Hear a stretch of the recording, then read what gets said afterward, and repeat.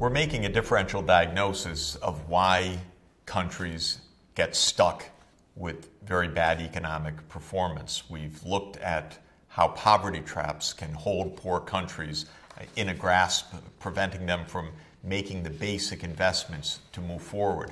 We've looked at how physical geography, the presence or lack of fossil fuels, the proximity or distance from the coast, the nature of the climate system can shape economic development. Very often people turn first to culture as the explanation of why some places are ahead and others behind. It's often quite glib because rich people like to say we're rich because our culture is better, rather than to say we're rich because we have lots of energy resources, good coastal proximity, and a healthy climate. And rich people often like to blame poor people for their problems. Say, well, they're lazy, they're not working very hard. And throughout history, places that were once poor and they became rich were known, quote unquote, as lazy places during their period of poverty. And then once they became rich, their culture was used to explain their hard-working ethos. So culture can be a bit of an optical illusion, a little bit too easy sometimes as an attribution or a cause of a country's conditions. And we should remember that cultural phenomena, people's beliefs and attitudes, their views towards their appropriate roles in society, change over time as well. So culture isn't a fixed monolith. I believe culture has a role, however, though not as big a role as is sometimes thought. And we should focus on those attributes of a society's values, its norms, its attitudes, as ways that can be promotive or barriers to sustainable development. I want to focus on three. One is on demography and population, the second on education, and the third regarding gender. When we look at the population challenge, a good place to start is this world map of the fertility rate. The total fertility rate in a country, you'll recall, measures on average the number of children that a woman will have during her lifetime. It looks at the age-specific fertility rates for women in a society and then says if women age 20 to 25 on average have this many children, women age 25 to 30 have this many children, and so forth, then on average over the course of a woman's lifetime and her reproductive years, an average woman in this society would have this number of children. What the world map shows is the tremendous variation in our world today in the total fertility rate. In many parts of the world, especially the high-income world today, fertility rates are below 2. That means that each woman, on average, is having fewer than 2 children.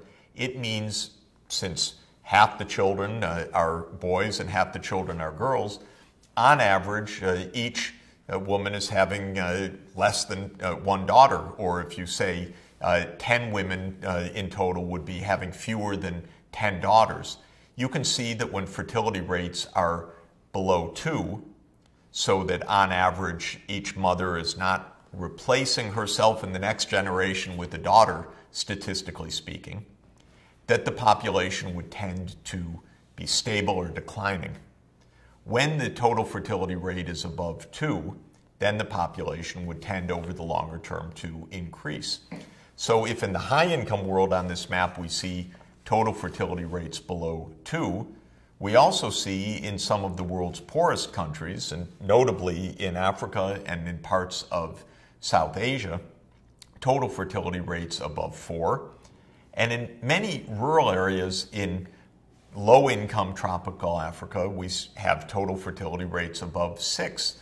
That is, a poor household would, on average, the woman would be having 6 or more children. This tremendously affects economic development. because with very large populations of young children, poor families have a very difficult time providing the basics for all of their children. Maybe just the eldest son is able to go to school, and the girls are married at a young age or work in the fields without a proper education. And that means that in the next generation, those young girls will grow up without the literacy and the skills that they need to help their own lives, their own children, and the national economy to be productive. So countries that have made a transition from high fertility rates to low fertility rates have tended to have an advantage in economic development. Countries that have still today very high fertility rates tend to have much lower economic growth. To a certain extent, this is a matter of income itself. It's not really a matter of culture. Poorer families living on farms tend to have more kids and have less access to family planning, to contraception. The girls don't have access to schools and don't go to school and are married young and begin having children at a very young age. But to some extent, at least, fertility rates also reflect culture. Let's look at one example of a society that moved rapidly from high fertility rates to much lower fertility rates. That's China. They did that by and large through a government policy known as the one-child policy. And while it's been very controversial, notice the implications of this policy.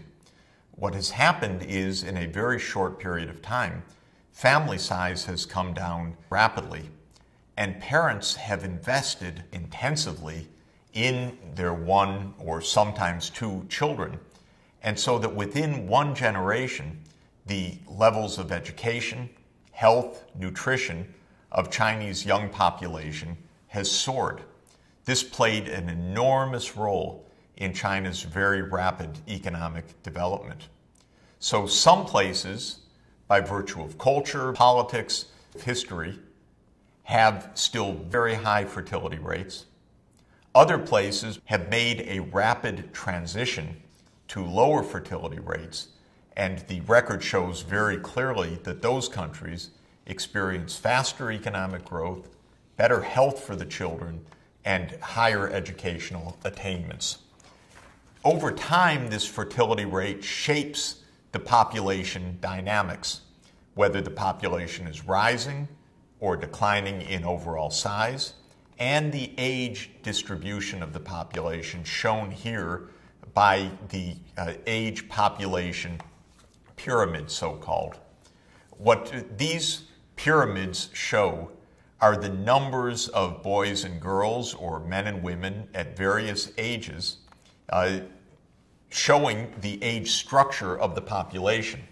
If you look at Japan's population, for example, in 1950, when fertility rates were still rather high, the number of children at the bottom of the pyramid was much larger than the number of their parents and far larger than the number of the grandparents.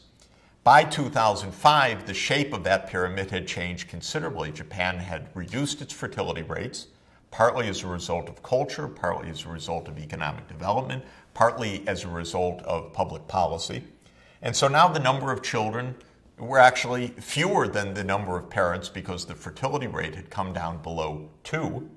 And the whole age structure, therefore, wasn't a broad pyramid with a big, big base of young children, but was now much more similar in numbers of population at all ages. By the middle of this century, because of the continuing low fertility rate, the population age structure will be an inverted pyramid. Few children, many more older people. And that's how the transition occurs when fertility rates come down. Most of today's very poor countries have that big base pyramid, huge numbers of very young children to be supported. How are they going to be educated? How are they going to get the health care and the nutrition that they need? Only if today's high fertility countries are able, through matters of public policy, cultural attitudes, and so forth to help reduce those fertility rates. And the best way is through the voluntary choices of households who decide to reduce the number of children so that they can invest more per child and help raise healthy and better educated children. Unless that happens, then the problems of the large numbers of children outnumbering their parents will continue to make very difficult the economic development of the poor countries. Another cultural phenomenon involves attitudes towards education. Some poor societies, even in a state of great poverty, by tradition, by culture, focused a huge amount of effort and attention on literacy. Korea is one such country. Korea, even when it was impoverished in the middle of the last century, had a very high literacy rate. And there was always great attention in Korea's modern history to broad-based literacy. Well, that's a cultural attitude as well as a government policy, and it's done very well for Korea since the middle of the century and the terrible Korean War that took place and devastated so much of Korea. In South Korea, we've seen some of the most successful economic development ever attained, some of the fastest economic growth, and with a rather widespread prosperity. A huge part of that has been facilitated by this continuing commitment to broad-based, high-quality education. And indeed, this shows up in international test scores. What you're looking at here are the rankings on international testing in science and math. Where's Korea? Right at the top. It's not the richest country in the world, but it is right at the top ranks, number one or number two, definitely in almost every test and category within the top few countries in educational performance. This reflects not only public investments in education, but it reflects parental support for their children, urging their children to excellence. It reflects a culture that has long strongly valued education and thereby made it possible for Korea to become a world leader in technology and one of the fastest growing countries in the world. A third cultural attitude that deeply influences patterns of economic development are attitudes towards women. Do women have rights? Are women participating in the labor force? Do women face massive discrimination? So gender equality or inequality also has political aspects, but culture plays a significant role. Once again, as with fertility and as with education, there are big differences around the world in attitudes towards gender equality and attitudes towards women, even in the physical safety of women from violence. One can see the many, many ways that this influences economic development. There's probably not a society in the world where women still do not face at least some discrimination. It took tremendous political effort, social mobilization, and a lot of courage of women to break through this discrimination, even in places today that we view as close to gender equality, if not fully there. But there are many parts of the world, of course, where women still face profound, profound barriers to their economic participation, to their political participation, to their role in society. What are the consequences of that? A society that tries to run on half its brain power, on half its human capabilities, blocking the role of women in problem solving, in economic leadership, in a political role. A country that's running only on half its human resources is bound to fall behind countries that are empowering all of their citizens, women and girls as well as men and boys.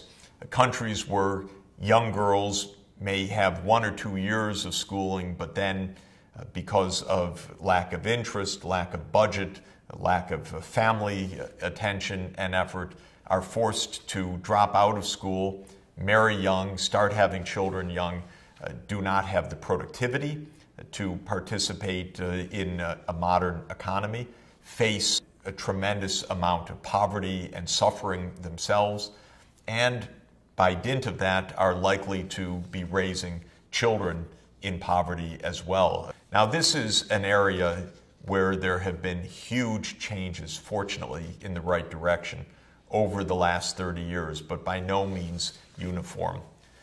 Look at this wonderful picture of the Rwandan parliament. It may surprise you to know that Rwanda's parliament is not only more than half women, but has the highest proportion of women in its parliament in comparison with the rest of the world. And women's participation in politics has soared in Rwanda, and it is rising in other parts of the world, though still with huge inequalities and still a tendency towards men dominating political power. In Rwanda, you can see the wonderful benefits of this turn towards women's empowerment. Rwanda has made astounding progress in reducing child mortality. It's making big progress in improving education. Social conditions have improved dramatically. And while there are many factors that are contributing to Rwanda escaping the poverty trap, the role of women in the parliament, in my opinion, has played a significant role. Not only are these women powerful role models for young girls in Rwanda, and I think Rwanda's success in light of this experience is a very powerful message for countries that are still lagging behind. Don't try to develop with only half of your citizenry. Take the lesson that a country that is mobilizing all of its citizens, its girls and women as well as its boys and men, is a country that's going to have more success